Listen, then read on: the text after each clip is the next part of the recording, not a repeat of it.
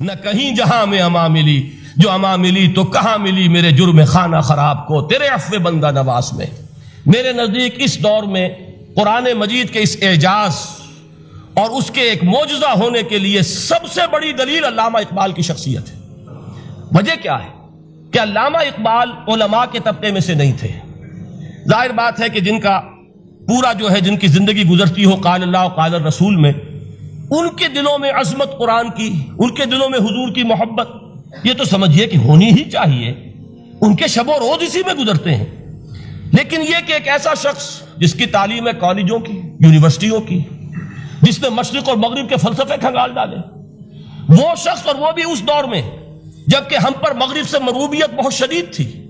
آج تو وہ مروبیت بہت کم ہو چکی ہے۔ آج تو ہمارا عام نوجوان جو ہے وہ آنکھوں میں آنکھیں ڈال کر بات کرتا ہے، اس میں خود اعتمادی ہے۔ ہمارا بھی اپنا ایک معاشی نظام ہے، ہمارا اپنا ایک سیاسی نظام ہے، ہمارا ایک اپنا سماجی نظام ہے، ہماری اپنی سوشل ویلیوز ہیں۔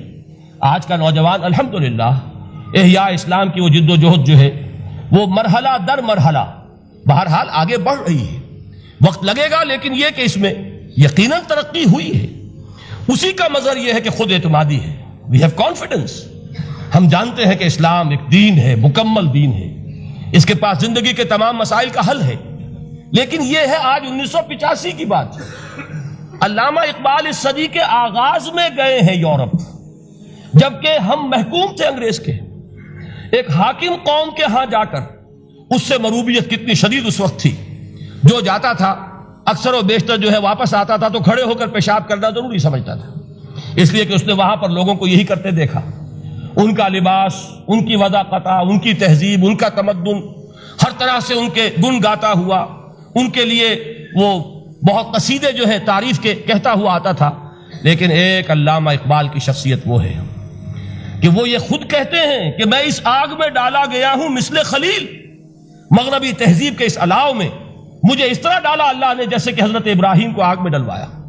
میں اس تہذیب کے اس الاؤ کے اندر سے ہو کر آ رہا ہوں، اور میں نے یہ دیکھ لیا ہے کہ یہ تہذیب کھوکھلی ہے، اس کے اندر کوئی پائیداری نہیں ہے، نظر کو خیرہ کرتی ہے تب چمک تہذیب حاضر کی، یہ صناعی مگر جھوٹے نگوں کی ریزہ کاری ہے۔ اور دیار مغرب کے رہنے والوں خدا کی بستی دکان نہیں ہے، کھڑا جسے تم سمجھ رہے ہو وہ اب ذرے کا معیار ہوگا۔ تمہاری تہذیب اپنے خنجر سے آپ ہی خودکشی کرے گی، جو شاخ نازک پہ آشیانہ بنے گا ناپائیدار ہوگا۔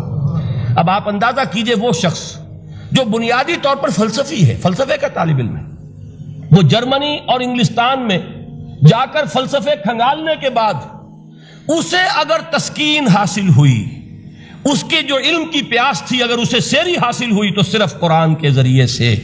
نہ کہیں جہاں میں اما ملی، جو اما ملی تو کہاں ملی میرے جرم خانہ خراب کو تیرے عفو بندہ نواز میں۔ یہ وہ شخص ہے، آخری زندگی میں ان کا کام صرف ایک رہ گیا تھا، قرآن کی تلاوت۔ بڑے بڑے فلسفی ملنے آتے تھے علامہ اقبال سے ملنے، وہ سمجھتے تھے بڑی لائبریری ہوگی، جیسے بڑے وکیل اس کی لائبریری آپ کو معلوم ہے کتنی جلدیں رکھی ہوں گی، خوبصورت جلدیں بنی ہوئی، ایسے ہی کوئی بڑا فلسفی، بڑا پروفیسر، اس کی سٹڈی، اس کی کتابیں بڑی مروب کن ہونی چاہیے۔ لیکن علامہ اقبال کے ہاں سب کتابیں اٹھوا دی تھی انہوں نے، صرف ایک کتاب رہ گئی، اور سید نذیر نیازی کا نام آپ نے سنا ہوگا۔ انہوں نے جب یہ گواہی دی ہے، یہ واقعہ شاید آپ کے علم میں نہ آیا ہو، یہ بہت اہم واقعہ ہے۔ وہ یہ لکھتے ہیں کہ میں نے ایک مرتبہ علامہ سے پوچھا کہ کچھ لوگ اعتراض کرتے ہیں یا یہ خیال ظاہر کرتے ہیں کہ آپ نے اپنا فلسفہ خودی نیٹشے سے لیا ہے، کوئی کہتا ہے فلاں سے لیا ہے، کوئی کہتا ہے فلاں سے لیا ہے، کچھ آپ خود بتا سکیں گے کہ آپ کے فلسفہ خودی کی سورس کیا ہے؟ تو علامہ نے کہا کہ اچھا کل فلاں وقت آ جانا تو میں تمہیں لکھوا دوں گا، ڈکٹیٹ کرا دوں گا۔ تو سید نذیر نیازی کہتے ہیں کہ میں بہت خوش ہوا کہ یہ سعادت میرے حصے میں آ رہی ہے کہ علامہ اقبال خود مجھے تحریر کرائیں گے کہ میرے فلسفے کی سورس کیا ہے، میں نے کہاں سے اخذ کیا ہے۔ دوسرے روز وہ گئے، حاضر ہوئے، بڑے ہی ارمانوں کے ساتھ پینسل اور کاپی لے کر بیٹھے۔ علامہ نے فرمایا ذرا قرآن مجید نکال لاؤ۔ وہ قرآن مجید لائے، حیران ہوئے، یہ فلسفے کا سورس مجھے ڈکٹیٹ کرانے چلے تھے، یہ قرآن مجید کہہ رہے۔ کہا کہ ذرا سورۃ الحشر اس کا آخری رکوع، وَلَا تَكُونُوا كَالَّذِينَ نَسُوا اللَّهَ فَأَنسَاهُمْ أَنفُسَهُمْ أُولَٰئِكَ هُمُ الْفَاسِقُونَ۔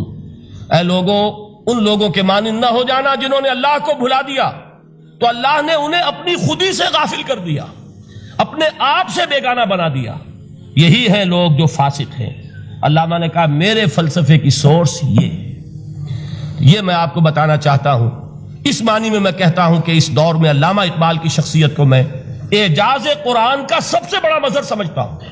ایک شخص 20ویں صدی عیسوی کی شخصیت، اور پھر یہ کہ وہ کہیں مسجد اور کسی مدرسے کے ماحول میں پلا بڑھا نہیں ہے، بلکہ اسکولوں اور کالجوں میں اور یونیورسٹیوں میں، اور صرف ہندوستان میں نہیں، انگلستان اور جرمنی کی یونیورسٹیوں میں رہا، جس نے اپنا لوہا منوایا ہے۔